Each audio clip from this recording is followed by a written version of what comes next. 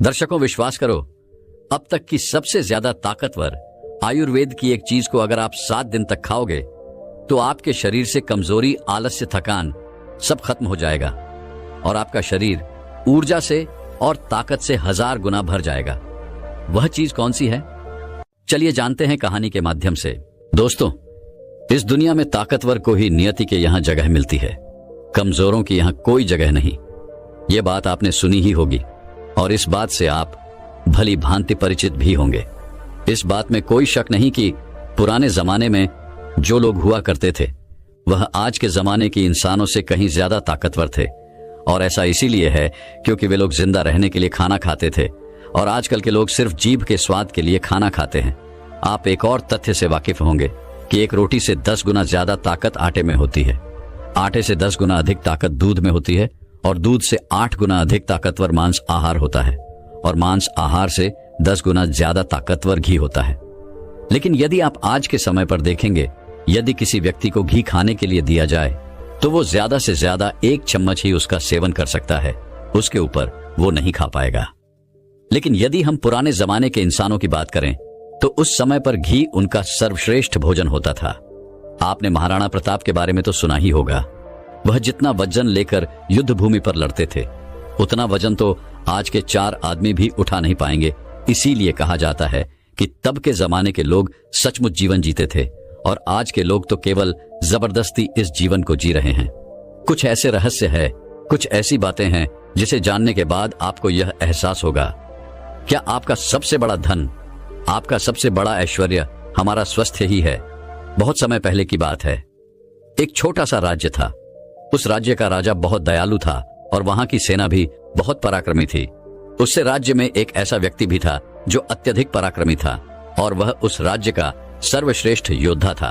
वह इतना ताकतवर था कि एक साथ वह 50 लोगों को भी परास्त कर सकता था और राजा उसके इस पराक्रम से हमेशा बहुत खुश रहते थे। जब भी उससे कोई युद्ध करने जाता तो वह पहले 100 बार सोचा करता कि क्या उससे युद्ध करना आसान है, क्या उसे हराना आसान है। हर कोई जानता था कि वह बहुत शूरवीर है, बहुत ताकतवर है, इसलिए उसे हराना लगभग असंभव था। अपने राजा के लिए हमेशा तत्पर रहता, अपने राज्य के राजा के लिए, अपनी प्रजा के लिए जो कुछ उसे अच्छा होता वह उसे अवश्य करता। एक बार की बात है, वह शूरवीर योद्धा अपना पराक्रम दिखा रहा था। उसी वक्त उसके दोनों पुत्र वहां पर आए हुए थे। राजा ने उसके दोनों पुत्र को देखा और राजा के मन में यह लालसा जगी, आने वाले समय में हमारे राज्य के लिए इनमें से सबसे सर्वश्रेष्ठ योद्धा कौन होगा, हमारे राज्य के लिए योग्य कौन होगा। यह बात जब उस योद्धा के कानों में पड़ी तो वो अत्यधिक चिंतित हो गया। उस योद्धा के 2 पुत्र थे। जो बड़ा वाला बेटा था वो हर चीज का हुनर सीख चुका था, फिर चाहे वो तलवारबाजी हो, लोगों से बोलना हो, आग से खेलना, हर तरफ की चालबाजी से वो संपूर्ण था। उसे जो कुछ भी सिखाया जाता वह उसे सीखने में निपुण था। वह बहुत जल्द उस विद्या को, उस कला को सीख जाता था। यदि हर कोई यही कहता कि अगला योद्धा यही होगा, यही हमारे राज्य के लिए सर्वश्रेष्ठ योद्धा बन सकता है। लेकिन उस योद्धा का एक छोटा पुत्र भी था जो बहुत कमजोर था, जिससे कोई भी चीज सीखने में अत्यधिक समय लगता था और उसे देखकर कोई भी यह कहता था कि यह कभी योद्धा बन सकेगा। उसे उसके पिता ने बहुत कुछ सीखने का प्रयास किया लेकिन वह कभी भी कुछ सीख नहीं पाया। ना ही तो वह अच्छी तलवारबाजी कर पाता था, ना ही उसे एक योद्धा की तरह जीना आता था। वह हमेशा आलसियों की तरह पड़ा रहता। जब भी वह योद्धा अपने दोनों पुत्रों को एक साथ देखता तो उसे बहुत चिंता होती, उसे बहुत तकलीफ होती, क्योंकि वह अपने दोनों पुत्रों को एक समान बनाना चाहता था। वह अपने दोनों पुत्रों में कोई फर्क नहीं समझता था। लेकिन जब भी कोई यह कहता कि बड़ा पुत्र अत्यधिक बलवान है, शूरवीर है, वह एक योद्धा जरूर बनेगा, और जब वहीं पर छोटे बच्चे के लिए कोई यह कहता यह तो कमजोर है, आलसी है, यह भला क्या कर पाएगा, यह सुन उस योद्धा को बहुत तकलीफ होती, बहुत दुख होता। लेकिन वह योद्धा यह जानता था कि इसमें उसके छोटे बेटे की कोई गलती नहीं है। उसका व्यवहार दूसरों से अलग है और यह दूसरों से थोड़ा कमजोर है, लेकिन इससे कुछ बातों का ध्यान रखना होगा, तभी यह दूसरों के साथ पराक्रमी बन सकता है, दूसरों जैसा तलवारबाज बन सकता है, दूसरों जैसा सर्वश्रेष्ठ योद्धा भी बन सकता है।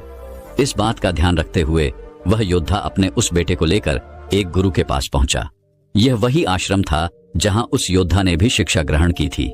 वह उस गुरु को भली भांति जानता था और यह भी जानता था कि वह गुरु उसके छोटे बेटे को शिक्षा अवश्य देंगे, जिससे वह भी अन्य लोगों की तरह पराक्रमी और शूरवीर बन सकता है।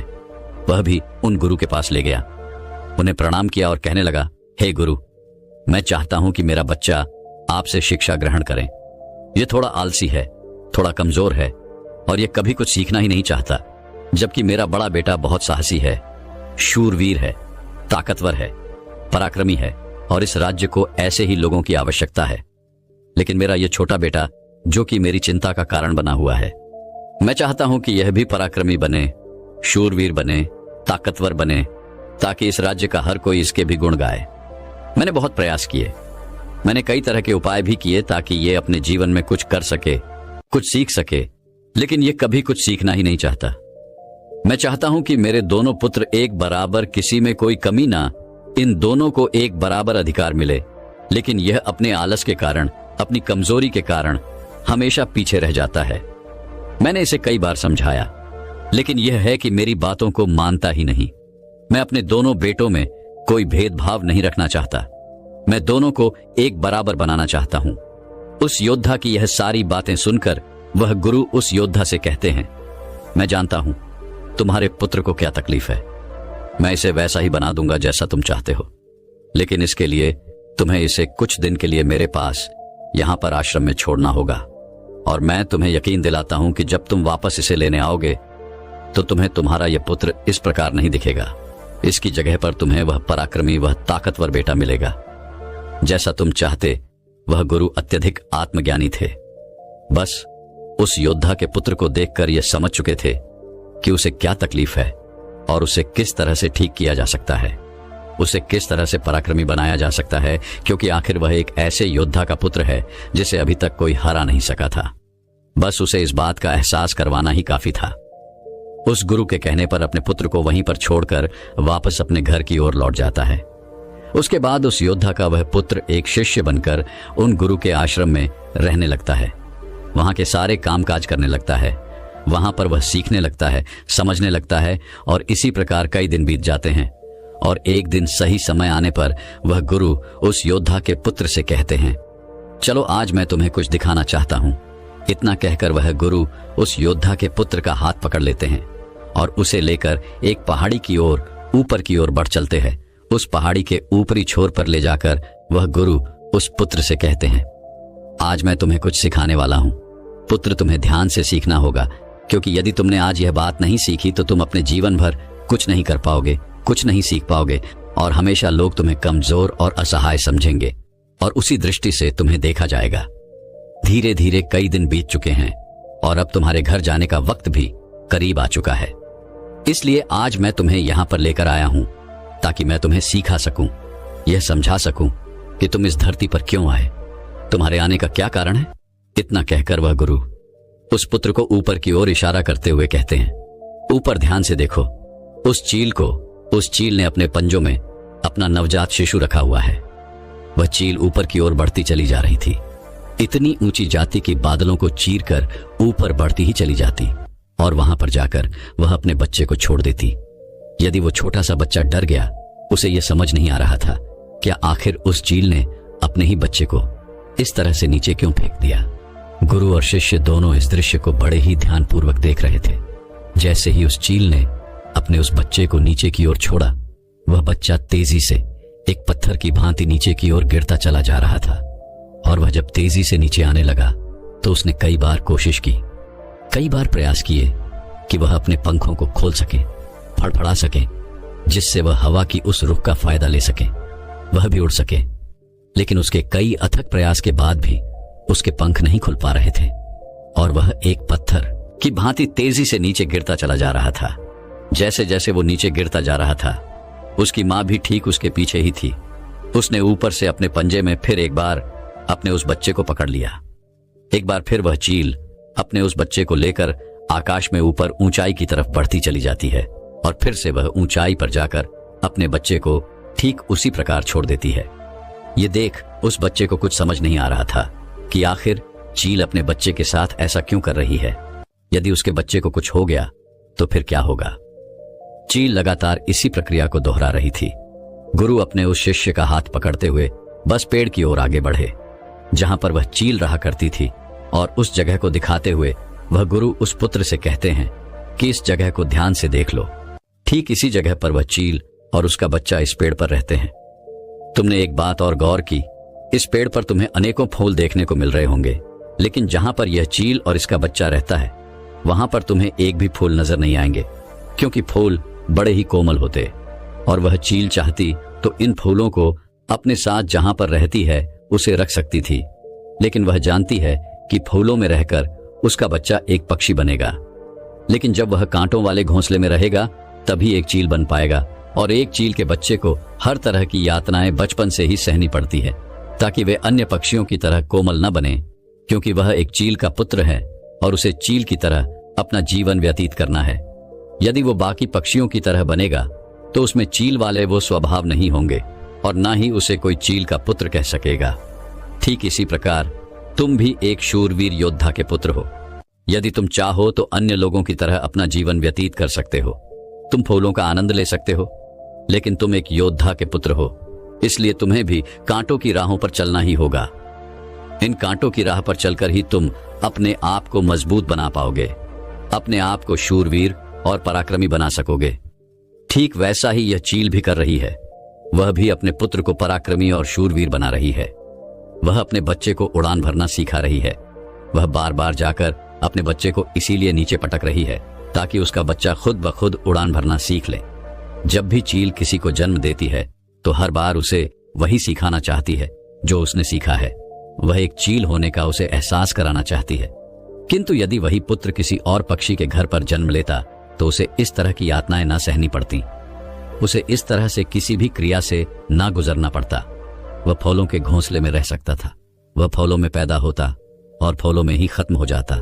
लेकिन चिल के बच्चे का एक नियम होता है, एक नियति होती है कि नियति उसे तभी जिंदा रखेगी जब वो पराक्रमी होगा, शूरवीर होगा, और उसे वो सारे हुनर, वो सारे पराक्रम सीखने ही होंगे।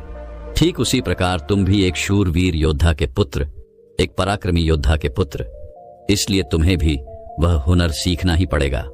अन्यथा अन्य पक्षियों की तरह तुम भी अपने जीवन में कुछ नहीं कर पाओगे। तुम भी एक दिन फूलों में जीकर फूलों में ही मर जाओगे। ये सब देखकर वह पुत्र उन गुरु के चरणों में गिर पड़ा, उन्हें प्रणाम किया और कहने लगा, हे गुरुदेव, मुझे अपनी गलती का एहसास हो चुका है। मुझे यह पता चल चुका है कि मैं एक शूरवीर योद्धा का पुत्र हूं और मुझे अपना जीवन इसी तरह से जीना है। मुझे इस हुनर को सीखना ही होगा। इतना कहकर वह गुरु और शिष्य वापस आश्रम की ओर लौट जाते हैं। वहां पहुंचने के बाद वह गुरु अपने उस शिष्य से कहते हैं, मैं तुम्हें कुछ ऐसी बातें बताने जा रहा हूं जिससे तुम्हें अपने जीवन में उतारना होगा। यदि तुम इन बातों को अपने जीवन में उतार लेते हो और इसे तुम्हें जीवन भर याद रखना होगा। जो कुछ तुमने अभी उस चील से सीखा है वह तुम्हारे लिए एक ऐसी सीख है जिसे तुम्हें कभी नहीं भूलना चाहिए। लेकिन तुम एक चील नहीं हो और चील की बच्चों की तरह तुम ज्ञान को भी अर्जित नहीं कर सकते। आखिर तुम एक इंसान हो और तुम्हें इंसानों की तरह ही अपने शरीर को बनाना होगा। आज मैं तुम्हें कुछ बातें बताने जा रहा हूं जो तुम्हें अपने घर जाकर करनी होगी, जिससे तुम एक पराक्रमी योद्धा बन सकोगे और अपने शरीर को स्वस्थ रख पाओगे। क्योंकि एक शूरवीर हमेशा अपने शरीर का ध्यान रखता है। वह हमेशा अपने शरीर को चुस्तीला और फुर्तीला बनाए रखता है, जिसके कारण वो कभी बीमार नहीं पड़ता। तुम्हें भी इस बात का ध्यानपूर्वक ध्यान रखना होगा। तुम्हें सुबह जल्दी उठना होगा। 6 से 8 घंटे की नींद तुम्हारे लिए महत्वपूर्ण है। इससे ज्यादा कभी मत सोना। सुबह जल्दी उठकर अपना जो हुनर है उसका अभ्यास करना। जिस प्रकार तुम्हारे पिता एक योद्धा हैं पर सुबह उठकर अपने सभी हुनरों का अभ्यास करते हैं, ठीक उसी प्रकार तुम्हें भी सुबह उठकर अपने सभी हुनर का अभ्यास करना होगा। योगा प्राणायाम करना होगा, जिससे तुम्हारा शरीर पूरी तरह से स्वस्थ होगा। और जितना तुम अपने शरीर को स्वस्थ रखोगे उससे भी ज्यादा तुम अपने अंदर की शक्तियों को समर्थ बना पाओगे। और तुम्हें एक बात और याद रखनी होगी, जितना तुम्हें अपने ऊपरी शरीर का ध्यान रखना है उतना ही तुम्हें अपने भीतर के शरीर का भी ध्यान रखना है। अर्थात अपनी मानसिक शक्ति का भी तुम्हें ध्यान रखना होगा, इसे भी बढ़ाना होगा। और यह मानसिक शक्ति तुम्हें ध्यान से मिलेगी। इसीलिए हमेशा ध्यान करना, हमेशा सुबह उठकर प्राणायाम करना, हमेशा सुबह उठकर योगा करना, ये तुम्हें मजबूती प्रदान करेंगी और यदि इसके बाद भी तुम सुबह जल्दी नहीं उठ पाते तो तुम इस आदत को नहीं अपना पाते, तो मेरा एक और सबक याद रखना। जिस दिन तुम उठने में लेट हो जाओ, अर्थात जितना समय तुम देरी से उठो, अपने शरीर पर उतने ही कोड़े मरवाना। जब तुम यह क्रिया 4 से 5 दिन करोगे तो तुम खुद ही अपने आप में वो बदलाव देख पाओगे कि तुम अपने आप ही अपने समय पर उठना शुरू कर पाओगे। दूसरी बात जो तुम्हें हमेशा ध्यान रखनी है कि तुम्हें हमेशा स्वादिष्ट और स्वस्थ खाना ही खाना है। ऐसी चीजें कभी मत खाना जो तुम्हारे शरीर को नुकसान पहुंचाती है। हमेशा तुम स्वस्थ खाना ही खाना, जैसे हरी सब्जियां, फल, दूध, दही। तुम भोजन अपने शरीर के लिए करना ना कि अपनी जीभ के लिए, ना ही स्वाद के लिए। अगली बात, वह गुरु अपने शिष्य से कहते हैं कि जब भी तुम्हारे मन में कोई चिंता हो, कोई ऐसा विषय हो जिसे लेकर तुम बहुत चिंतित हो, तो ऐसी बात अपने घर परिवार में अवश्य बताना। यदि तुम इन बातों को अपने मन में रखते हो तो यह बातें तुम्हें मन ही मन कमजोर बनाती चली जाएगी। यह चिंता तुम्हें अंदर ही अंदर खाती चली जाएगी और तुम खोखले होते चले जाओगे। और याद रखना, जब हमारा मन बीमार पड़ता है तो वह हमारे शरीर को भी बीमार कर देता है। इसलिए कोई भी बात कभी छुपाकर मत रखना। हर बात अपने घर वालों और अपने परिवार को अवश्य बताना आगे।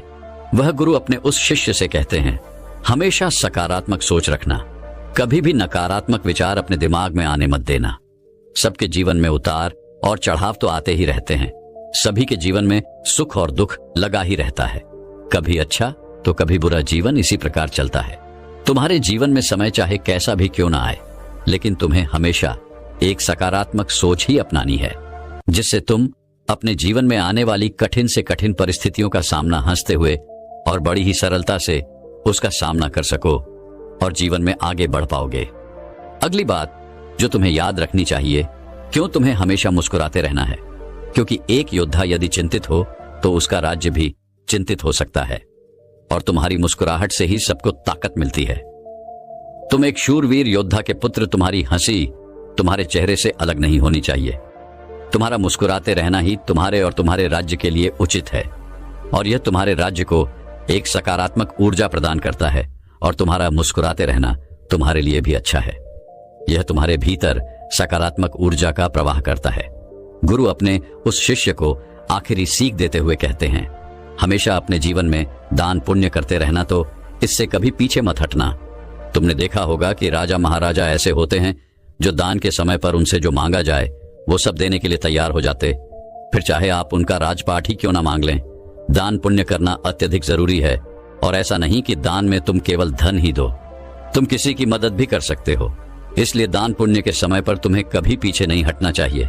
जब हम दान करते हैं तो हमारे मन में एक अजीब सी खुशी महसूस होती है। हमारा मन बहुत खुश होता है, हम बहुत अच्छा महसूस करते हैं और यह खुशी हमारे शरीर को और भी ज्यादा मजबूत बनाती है। लोगों में यह गलत धारणा है कि जब हम दान करते हैं तो हमारी संपत्ति घटती है, लेकिन ऐसा नहीं है। जब हम दान करते हैं तो इससे हमारी संपत्ति घटती नहीं बल्कि बढ़ती चली जाती है। इसलिए दान करने से कभी पीछे मत हटना। जब भी तुम्हें मौका मिले, जैसा भी तुम्हें मौका मिले, तुम दान अवश्य करना। इतना कहकर गुरु वे शांत हो गए और शिष्य उन गुरु के चरणों में प्रणाम करके उनसे कहता है, हे गुरु, आपने जो मुझे शिक्षा दी है, यह शिक्षा मैं अपने जीवन भर याद रखूंगा, इसे मैं कभी भुला नहीं पाऊंगा। हे गुरु, अब मुझे आज्ञा दीजिए, मैं अपने घर जाना चाहता हूं, अपने पिता की तरह एक पराक्रमी योद्धा बनना चाहता हूं। इतना कहकर वह शांत हो जाता है और गुरु उसे आशीर्वाद देते हुए उस शिष्य को उसके घर जाने की आज्ञा प्रदान करते हैं। आज मैं आपको कुछ ऐसे फूड्स के बारे में बताने वाला हूं, कुछ ऐसी खाने पीने की चीजों के बारे में बताने वाला हूं जो कि अक्सर हम लोग अपने नाश्ते में सुबह सुबह इस्तेमाल करते हैं। ये चीजें बहुत ही कॉमन हैं और अक्सर लोग इनको बहुत ही हेल्थी कंसिडर करते हैं, इनको अच्छा मानते हैं, सोचते हैं कि इन्हें खाने से तो बड़ा फायदा होता है, ये बहुत ही बढ़िया है। लेकिन असल में ये जो चीजें आज मैं आपको बताने वाला हूं, ये उतनी बढ़िया भी आपके लिए नहीं है। इनफैक्ट ये काफी हद तक अनहेल्थी है और इनसे आपको बचना चाहिए। जानते हैं कि ये कौन कौन सी चीजें हैं जो आपको अवॉइड करनी है और साथ ही ये भी जानते हैं कि इनके हेल्थी ऑल्टरनेटिव क्या क्या है। तो सबसे पहले बात करते हैं सबसे कॉमन फूड की, जो कि हम में से करीब करीब सभी लोग अपने नाश्ते में खाते हैं या फिर पहले कभी खाते रहे होंगे, जो कि है पराठा। खासतौर से अगर आप नॉर्थ इंडियन हैं तो आप रिलेट कर पाएंगे कि पराठा हम लोगों के नाश्ते में एक ऐसी चीज हुआ करती थी जो कि कभी भी मिस नहीं होती थी दोस्तों। परांठा हम लोग अक्सर खाते हैं और इसको अच्छा मानते हैं कि ठीक है, ये देसी चीज है, इसको खाने से कुछ नुकसान नहीं होता है। लेकिन जान लीजिए कि पराठे के अंदर बहुत सारा घी डाला जाता है और अक्सर जो पराठा बनता है उसके अंदर मैदा इस्तेमाल किया जाता है। पराठा खाने में ऐसा कोई प्रॉब्लम नहीं है, लेकिन जब इसके अंदर आप इतना सारा घी डाल देते हैं, इतना सारा तेल डाल देते हैं और इसको मैदे के अंदर पकाते हैं, तो इससे ये प्रॉब्लमेटिक हो सकता है। ज्यादा घी और ज्यादा तेल का इस्तेमाल करने की वजह से पराठे के अंदर जो कैलोरीज हैं वो बढ़ जाती हैं और इसकी वजह से धीरे धीरे आपकी बॉडी के अंदर फैट इकट्ठा होने लगता है, आपका मोटापा बढ़ने लगता है। इसी के साथ साथ अगर आप मैदे से बना पराठा खाते हैं तो यह मैदे वाला जो पराठा होता है यह आपके ब्लड शुगर को बहुत ही तेजी से बढ़ाता है और इसकी वजह से धीरे धीरे आपकी बॉडी के अंदर इंसुलिन रेजिस्टेंस पैदा हो सकते हैं, डायबिटीज का खतरा बढ़ सकता है।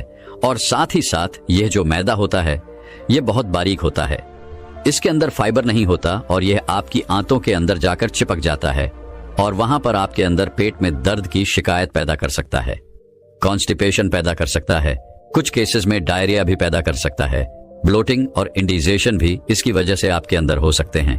तो इसी वजह से जो पराठा है यह आपकी सेहत के लिए एक बुरी चीज है जो कि आपको नाश्ते में नहीं खानी चाहिए। अब आप कहेंगे कि साहब पराठा तो हम बचपन से खाते आए हैं, मेरा पसंदीदा है, हम पराठा छोड़ नहीं सकते, तो ऐसे में हमें क्या करना चाहिए? तो इसका भी एक सॉल्यूशन है दोस्तों। कुछ छोटे छोटे चेंजेस को करके आप अपने इस पराठे को हेल्थी बना सकते हैं, इसको खा सकते हैं। सबसे पहला चेंज जो आपको करना है वो ये कि अपने पराठे को हमेशा आपको देसी गेहूं के पराठे में बनाना है या फिर मल्टीग्रेन आटे के अंदर आपको बनाना है। इस तरह के जो आटे होते हैं इनके अंदर फाइबर ज्यादा पाया जाता है और ये फाइबर आपके इस ऑनाइल को या घी को जो है अब्सॉर्ब कर लेता है और आपकी बॉडी के अंदर ब्लड शुगर को भी तेजी से नहीं बढ़ने देता है, उसको बैलेंस में रखता है। इसी के साथ साथ इसको खाने से आपके अंदर कॉन्स्टिपेशन की शिकायत नहीं होती है, इंडिजेशन नहीं होता है, क्योंकि फाइबर आपके पेट के लिए भी बढ़िया है। दूसरी बात जो आपको ध्यान में रखनी है वह यह कि आपको अपना पराठा बनाने के लिए घी या ऑयल बहुत ही कम मात्रा में इस्तेमाल करना है, या फिर ज्यादा बढ़िया यह है कि आप बिना घी के बिना तेल के अपने पराठे को बनाएं। जैसे हम लोग रोटी बनाते हैं उस तरह से पहले पराठे को बना लीजिए और बनाने के बाद ऊपर से थोड़ा सा देसी घी इस पे आप डाल के अच्छे से चपड़ के आप उसको खा सकते हैं। पराठे की तरह ये कुछ ऐसा ही है जैसे बाजार में या फिर रेस्टोरेंट्स में जो पंजाबी पराठे मिलते हैं, तंदूरी पराठे मिलते हैं, वो कुछ इसी तरह से होते हैं। लेकिन मैं उसकी बात नहीं कर रहा हूं क्योंकि वो मैदे वाले होते हैं। आप घर पर बना के ऊपर से थोड़ा सा घी डाल के उसको खा सकते हैं। इसके अलावा अगर आप चाहते हैं कि आपका पराठा और भी ज्यादा हेल्थी हो जाए तो इसके अंदर आप वेजिटेबल्स को भी मिक्स कर सकते हैं। आप पालक को अंदर मिक्स कर सकते हैं, गोभी को मिक्स कर सकते हैं, गाजर को मिक्स कर सकते हैं, या फिर सबसे बढ़िया चीज पनीर को आप मिक्स करके इसके अंदर मिक्स कर दीजिए अपने आटे में, या उसके अंदर आप फीलिंग कर लीजिए इसकी।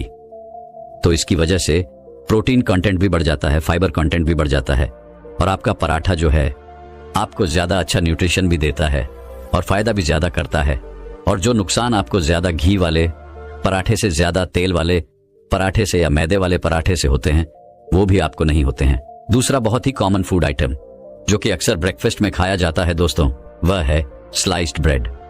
वह ब्रेड जो कि हमें बाजार में मिलती है। दोस्तों ब्रेड जो होती है ये मोस्टली मैदे से बनाई जाती है, खास तौर से व्हाइट ब्रेड की। फिलहाल मैं बात कर रहा हूं तो ये मैदे से बनाई जाती है और मैदा, जैसे कि मैंने आपको बताया, आपके ब्लड शुगर को बहुत ही तेजी से बढ़ाता है और फिर एकदम से ब्लड शुगर इसके बाद कम भी हो जाती है और इसी वजह से इससे आपके अंदर इंसुलिन सेंसिटिविटी हो सकती है और डायबिटीज का खतरा बढ़ सकता है। साथ ही साथ इस मैदे वाली ब्रेड के अंदर, व्हाइट ब्रेड के अंदर फाइबर ना के बराबर होता है और कोई न्यूट्रिएंट्स भी नहीं होते हैं, क्योंकि जो मैदा बनाने के प्रोसेस होता है उसके दौरान गेहूं के अंदर मौजूद न्यूट्रिएंट्स होते हैं वो करीब करीब खत्म हो जाते हैं और फाइबर भी बिल्कुल अलग हो जाता है और इसी वजह से आपको सिर्फ और सिर्फ कैलोरीज मिलती हैं, जिसकी वजह से आपको कोई ताकत तो नहीं मिलती है, सिर्फ और सिर्फ आपको मोटापा मिलता है और आपको डायबिटीज का गिफ्ट मिलता है। साथ ही साथ इस मैदे वाली ब्रेड के अंदर, व्हाइट ब्रेड के अंदर फाइबर ना के बराबर होता है और कोई न्यूट्रिएंट्स भी नहीं होते हैं, क्योंकि जो मैदा बनाने के प्रोसेस होता है उसके दौरान गेहूं के अंदर मौजूद न्यूट्रिएंट्स होते हैं वो करीब करीब खत्म हो जाते हैं और फाइबर भी बिल्कुल अलग हो जाता है। और इसी वजह से आपको सिर्फ और सिर्फ कैलोरीज मिलती हैं, जिसकी वजह से आपको कोई ताकत तो नहीं मिलती है, सिर्फ और सिर्फ आपको मोटापा मिलता है और आपको डायबिटीज का गिफ्ट मिलता है। दोस्तों, बहुत सारे लोग जो हैं वो आजकल व्हाइट ब्रेड को छोड़ के ब्राउन ब्रेड को खाने लग गए हैं और कंपनीज भी आजकल मार्केटिंग कर रही हैं कि आप ब्राउन ब्रेड को खाइए, ये आपके लिए बढ़िया है, ये होल व्हीट से बनाई जाती है, इसमें फाइबर ज्यादा है। लेकिन जान लीजिए कि जो ब्राउन ब्रेड है दोस्तों, ये भी व्हाइट ब्रेड से कोई ज्यादा अलग नहीं होती है। इसके कलर को देख के आप कंफ्यूज मत होइए, क्योंकि बहुत सारी कंपनीज तो ऐसी भी है जो कि इस ब्राउन ब्रेड को ब्राउन बनाने के लिए इसके अंदर कलरिंग भी करती है, ताकि ये आपको ऐसा लगे कि ये रोटी जैसी दिख रही है। दोस्तों, ब्राउन ब्रेड के किसी भी अच्छे से अच्छी कंपनी के पैक को आप उठा के उसको पीछे से देख लीजिए, इंग्रेडिएंट को आप जान जाएंगे कि ब्राउन ब्रेड के अंदर भी सिर्फ 10 से 20% ही, ये भी बहुत ज्यादा मैं बता रहा हूं, बसों में तो इतना भी नहीं होता है, 10 से 20% ही जो है वह होल व्हीट वाला आटा होता है, यानी जो देसी आटा होता है वह होता है बाकी सबका। सब 70 से 80% भी इसके अंदर भी मैदा ही होता है, तो ये भी आपके लिए बराबर बुरी है। आप ये मत सोचिए कि मैं ब्राउन ब्रेड खा रहा हूं तो कुछ अच्छा खा रहा हूं, वो भी आपके लिए बहुत ही बुरी चीज है। साथ ही साथ जो ये ब्रेड्स होते हैं दोस्तों, इनके अंदर प्रिजर्वेटिव्स भी मिलाए जाते हैं, कुछ कलरिंग एजेंट्स भी मिलाए जाते हैं और साथ साथ कुछ ऐसी चीजें भी मिलाई जाती हैं जो इनके टेक्सचर को सॉफ्ट बनाती है और आपके टेस्ट को एनहांस करती है।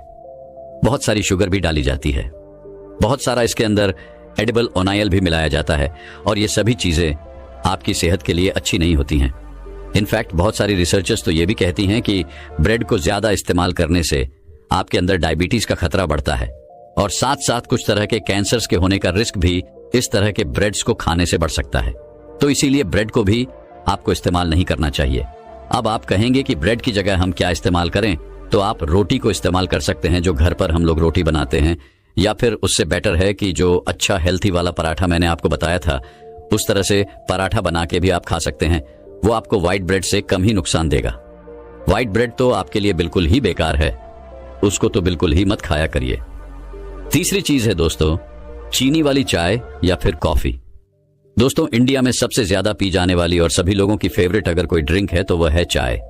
लेकिन क्या आप जानते हैं कि यह सिंपल सी दिखने वाली जो चाय होती है, ये आपकी हेल्थ को कितना नुकसान पहुंचा सकती है, खास करके तब जब आप इसमें बहुत सारी चीनी ऐड कर लेते हैं, जो कि हम में से ज्यादातर लोग करते हैं। अक्सर हम सोचते हैं दोस्तों कि एक चम्मच शुगर से भले क्या ही फर्क पड़ेगा, चलो पी लेते हैं। लेकिन दोस्तों, ये एक एक चम्मच शुगर मिलकर आपकी सेहत को बहुत ही बुरी तरह नुकसान पहुंचाता है। मैंने अक्सर देखा है कि बहुत सारे लोग तो ऐसे हैं जो कि चाय के अंदर, कॉफी के अंदर 2-2 चम्मच शुगर डाल के पीते हैं और बड़े मजे से पीते हैं और दिन में 4-4 बार चाय पीते हैं। ये शुगर वाली जो चाय है या कॉफी है दोस्तों, ये आपको मीठी तो लगती है, लेकिन इससे आपकी बॉडी की जो ब्लड शुगर है वह बहुत ही तेजी से बढ़ती है और इससे बॉडी में अनावश्यक कैलोरीज भी बढ़ती है, मोटापा बढ़ता है, इंसुलिन रेजिस्टेंस बढ़ सकता है और भी बहुत सारी तरह की बीमारियां इससे आपके अंदर पैदा हो सकते हैं। जब आप सुबह सुबह बहुत ज्यादा चीनी वाली चाय को पीते हैं तो इससे आपकी बॉडी का जो मेटाबॉलिज्म है उसके ऊपर भी बुरा असर पड़ता है और आपकी बॉडी जो है कैलोरीज को कम बर्न करती है, जिससे कि आप सुस्त भी रहते हैं और आपकी बॉडी में मोटापा और फैट भी बढ़ता है। इसलिए अपनी शुगर को आप धीरे धीरे कोशिश करिए कम करने की। अगर अभी 2 चम्मच लेते हैं तो 1 लीजिए, 1 लेते हैं तो आधा लीजिए और आधे लेते हैं तो इसको धीरे धीरे बिल्कुल बंद कर दीजिए। यकीन मानिए, अगर आपने सिर्फ 1 महीना बिना चीनी वाली चाय पी ली दोस्तों, तो आपके जो टेस्टेबर्स हैं वो उसके लिए अडॉप्ट हो जाएंगे। फिर आपको ये चाय बुरी नहीं लगेगी। शुरू में जरूर लगेगी, लेकिन धीरे धीरे फिर नहीं लगेगी। और मैं यकीन के साथ कह सकता हूं कि 1 महीना, 1.5 महीना अगर आपने ऐसा कर लिया तो फिर आपको मीठी वाली जो चाय है वो बुरी लगने लगेगी। तो हमारे जो टेस्ट बर्ड्स हैं वो अपने हिसाब से जैसा आप चाहते हैं वैसा अडेप्ट हो जाते हैं। इनको अडेप्ट कीजिए और इसकी जगह आप फीकी वाली चाय पीजिए। अगर आप चाय को पसंद करते हैं तो कुछ लोग ऐसे भी हैं दोस्तों जो अपने आप को बहुत ज्यादा स्मार्ट मानते हैं और वह लोग हेल्थी रहने के लिए चीनी की जगह आर्टिफिशियल स्वीटनेस का इस्तेमाल करते हैं, जैसे कि 0 शुगर, नो कैलोरीज या फिर शुगर फ्री वगैरह, और या इस तरह की जो भी चीजें, बहुत सारी ब्रांड्स आते हैं, इस तरह के जो ब्रांड्स होते हैं दोस्तों शुगर फ्री वाले, ये तो आपके लिए मैं कहूंगा चीनी से भी ज्यादा नुकसानदेह हैं, क्योंकि इनके ऊपर अभी रिसेंट में एक WHO की रिपोर्ट आई थी जिसमें पता लगा कि यह बॉडी के अंदर कैंसर जैसी बीमारियों को भी पैदा कर सकते हैं और साथ ही साथ डायबिटीज के रिस्क को भी बढ़ाते हैं। तो आप बचना तो चाह रहे हैं डायबिटीज से, लेकिन इन्हें लेने से आपको उल्टा हो रहा है।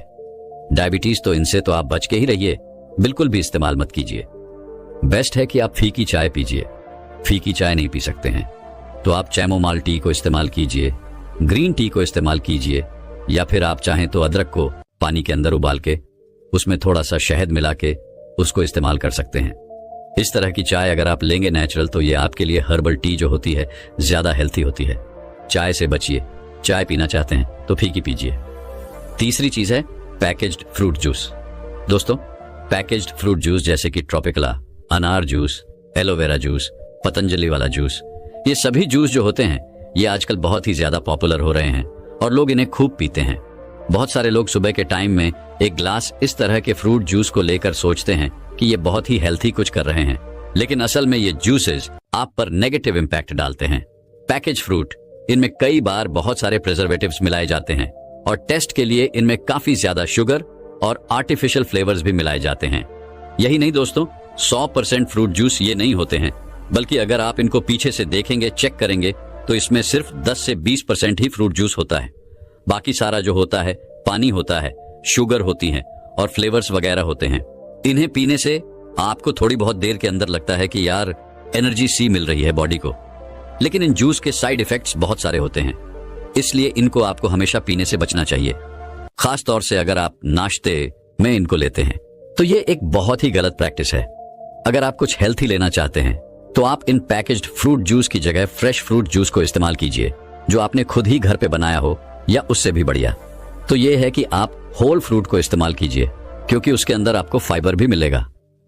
फ्रेश फ्रूट्स जैसे कि एप्पल, ऑरेंज या फिर बनाना, ये जो कि नेचुरल शुगर के साथ साथ फाइबर और विटामिन से भी भरपूर होते हैं, ये आपको नाश्ते में ज्यादा फायदा करते हैं, तो इन्हें आपको खाना चाहिए। और अगर आप जूस ही पीना चाहते हैं तो जैसा मैंने आपको बताया, आप फ्रेशली प्रिपेयर्ड जूस जो अपने खुद घर पर बनाया है उसको लीजिए, या उससे भी बढ़िया ये है कि आप इन फ्रूट्स को ग्राइंड करके पानी में उसको इस्तेमाल कीजिए। उसके अंदर फाइबर भी होता है जो ज्यादा बढ़िया होता है, या फिर आप कोल्ड प्रेस्ड जूस को इस्तेमाल कीजिए। नेक्स्ट नंबर आता है दोस्तों ब्रेकफास्ट सीरियल्स और इंस्टेंट ऑट्स का, जो कि आजकल के इस फैशनेबल जमाने में काफी ज्यादा पॉपुलर हो रहे हैं और करीब करीब हर एक घर में आपको ये आसानी से मिल जाते हैं। जी हाँ दोस्तों, जो पैकेज ब्रेकफास्ट सीरियल्स होते हैं जैसे कि कैटलॉग्स, कॉर्नफ्लावर लेक्स हुआ, मोस्टली नट्स डिलाइट हुआ, ग्रानोला हुआ या इंस्टेंट ऑट्स हुआ, जो कि बड़े शानदार सी पैकिंग में आपको दिखते हैं और बड़े हेल्थी लगते हैं। ये असल में स्वस्थ नाश्ता विकल्प नहीं है, बल्कि बहुत ही अस्वस्थ है। इनके अंदर बहुत सारी शुगर डाली जाती है, बहुत सारी प्रोसेसिंग इनकी की जाती है और बहुत सारे आर्टिफिशियल फ्लेवर्स भी मिलाए जाते हैं, जिसकी वजह से ये अनहेल्थी हो जाते हैं। लेकिन इनको प्रमोट ऐसे किया जाता है कि जैसे ये बड़े ज्यादा हेल्थी हैं और आपको बड़ा फायदा करते हैं। वैसे भी दोस्तों, रोजाना इन सीरियल्स का इस्तेमाल अगर आप करते हैं तो यह आपकी ओवरऑल हेल्थ के लिए बहुत ही ज्यादा बुरा होता है। खास करके अगर आप वेट को कंट्रोल करना चाहते हैं या अगर आपके अंदर डायबिटीज की प्रॉब्लम है, तो ऐसे में तो इनसे आपको बिल्कुल ही बचना चाहिए इन पैकेज्ड सीरियल्स के बदले। अगर आप अपने नाश्ते में दलिया खाएं, स्प्राउट्स दाल को खाएं, उबले हुए चने खाएं या स्प्राउट्स चने को खाएं, तो ये आपके लिए ज्यादा बेहतर ऑप्शन होते हैं, क्योंकि ये नेचुरल है।